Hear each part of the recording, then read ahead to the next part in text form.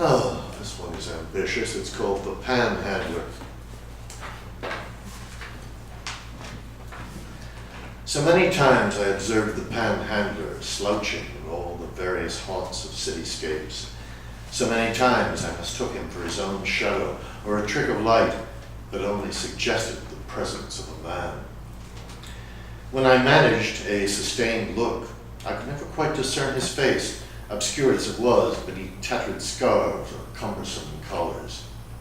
His eyes, only partially visible, peered at me with a mix of pleading, curiosity, judgment, resentment, or tremulous expectation. As I came near, he'd stretch out his hand, clothed in a glove of funereal gray. I, in turn, responded with a pinch of a coin, a crumpled bill, or a spare cigarette, and though I couldn't make out his face, I had no pressing desire to. A plethora of faces were waiting to greet me from future throngs. Surely they would be more memorable. Why bother with his, I thought. Often he'd beckon with the other hand, or mumble a comment incoherent to ears that scarcely cared to listen, let alone comprehend. What was he, after all, but a pitiful study in human refuse, void of future, and if ever imbued with the promising past, it had long since dissolved into the soot and debris that clung to his world-weary shoes. I never feared the panhandler, as those much wiser might have done. Indeed, I grew to anticipate his presence with mundane familiarity. How above and beyond him his pathetic visage made me feel as I vaulted into youthful excursions, flights, and misadventures. In so doing, at the dawn of my journeys, I paid him no more meaningful thought than I would to a tree stump next to a roadside diner or an off-ramp to somewhere that served as a cursory milestone. He didn't remain confined to doorways, benches, or subway stalls, as one might expect. He was there mingling with the Sherpas while I prepared to scale imagined mountains, or whispering from the depths of cargo holds as I sailed fantastic seas, or even stirring among the unexplored vistas of distant planets as I drifted across 1,000 galaxies. No, I could not see his face, but I took a strange comfort in his constant form. It wasn't until I came to know my own hints of exhaustion, of long postponed summations, of introspections taxed, recriminations begging for redress, admonitions pleading for repentance, that I came to contemplate him more and more and approach him from a distance with increasing dread. His gloved hand became a chill reminder of the thirst unquenched, torches unlit, beds unmade, pages of a diary left yellowed and blank, chances of love left strewn on summer doorsteps or squandered in torrid one-nighters, prayers never offered, atonements unacknowledged, and pathways to grace that I chose to forego. All reckoning with these came back to me in dim silhouettes scrawled in the dust of his palm. Now, when I return to the labyrinth of city blocks where first I encountered him, I do so with a yearning mea culpa. I hear his pleading voice with crisp and painful clarity. He turns to face me from one more doorway. He lowers the tattered scarf and collar.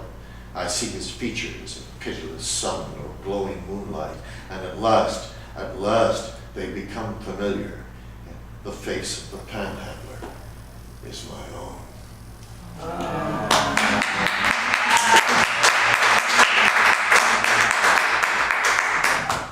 I told you that would wake everybody up.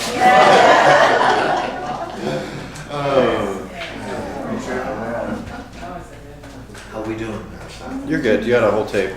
Time for one more? Yeah, sure. Your favorite? Rotations in reflection. At times, like Proust in his cork-lined room, I too will savor the sesame cake of memory.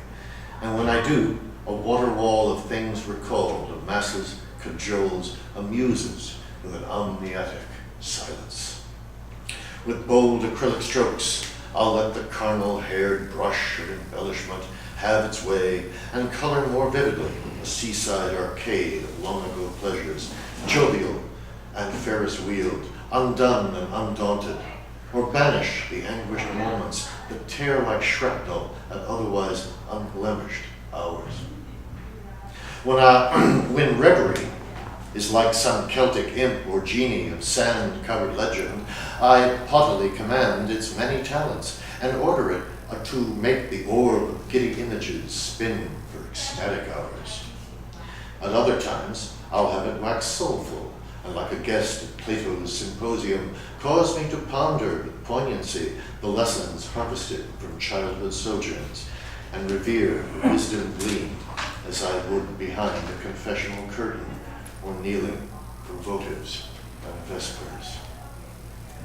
Often, too, in youthful digressions, I've let it plunge into vats of Merlot and Chardonnay, and, so elated, let it personify into one more son of Miniver Chivi, hosting a glass to glorified specters of fabled pageantry and reimagined history. At last, when in carnal reservoirs I allow it to evolve the stirring images of furtive gropes behind school gymnasiums, of cautious, anxious hands let loose under shirts and sweaters, or diving eagerly beneath blue-jeaned waistbands. But when the creature defies, it is no longer benign, and with some vengeful purpose becomes a changeling with needle-like claws, releasing recollections that taunt like clock hands on a sleepless night. What then? The womb suffocates. The seaside arcade quells beneath the carapace of indigo. Its emblem becomes the child's pail and shovel, discarded at the end of an August day. The Ferris wheel car transmutes into the chipped and desolate porch swing on a January morning.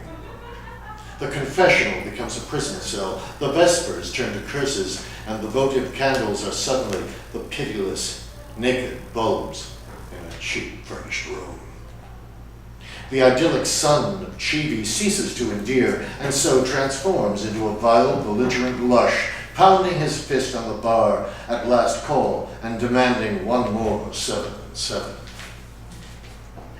And the tremulous searches behind the gymnasium, they too dissolve into images of nights spent alone, while others danced, of calls cut short, terse and wounded, and letters ignored or unanswered. It is then the comforting walls of my room fall flat around me. I am abruptly naked and unguarded in a field of snow, and the sesame cake turns rancid, stale, ripe with mold, and its crumbs become morsels from mice.